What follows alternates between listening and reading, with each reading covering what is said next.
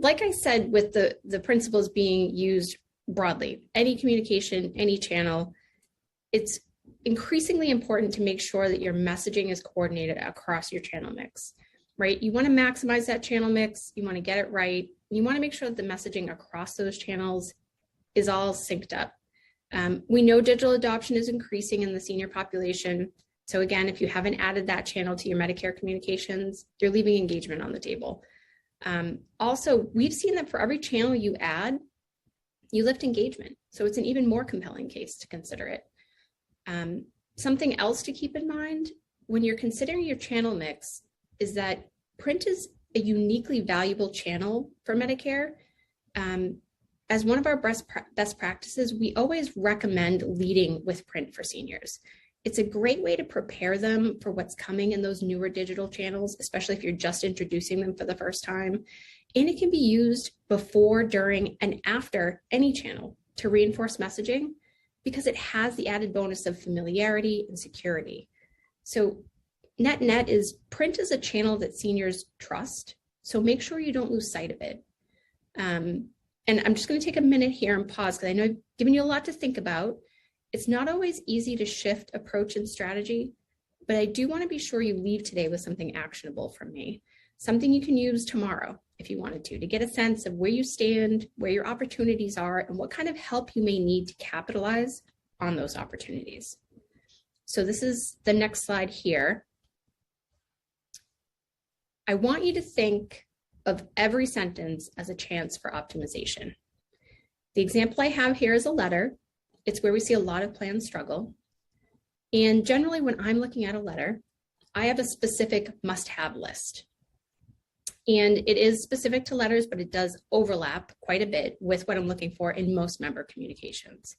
So if you're not aware of a sort of a must-have list at your organization, take a few notes with what I'm about to say and have your team test it out on a piece or two to see where you land.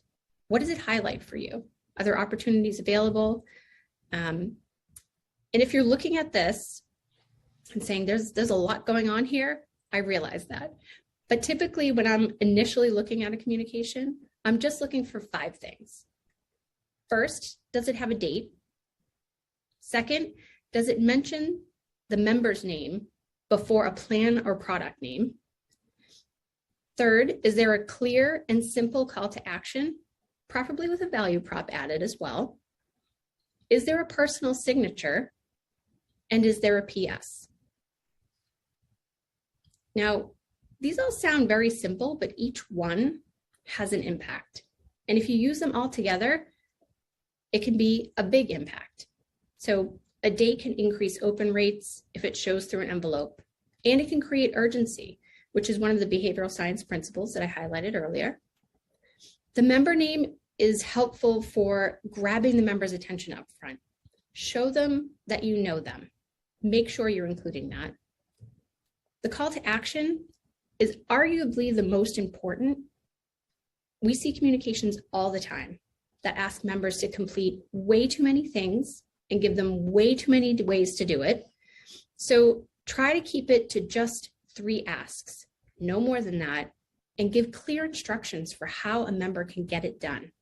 Otherwise, your communications can become yet another healthcare barrier. The personal signature ties back to those behavioral science principles as well, especially authority. Not only does a signature humanize your communication, but it capitalizes on that behavioral science principle that we know drives action. And finally, the PS is the second most read part of any letter. So use it to your advantage. It's a fantastic way to reinforce your call to action or anything else that you really want to call out for a member. So with that list, you can see that just a quick 10 to 15 second assessment can tell you a lot. If a communication gets a strike or 2 as I'm going through that list, I know it will likely benefit from a rework. If I get 3 strikes or more, not only am I going to rework the piece, I'm going to recommend looking at everything upstream and downstream in the journey, as well as the strategy wrapped around it, because there are usually quick wins to be had. And so talking about quick wins, I think this is where Drew and his team can really come in.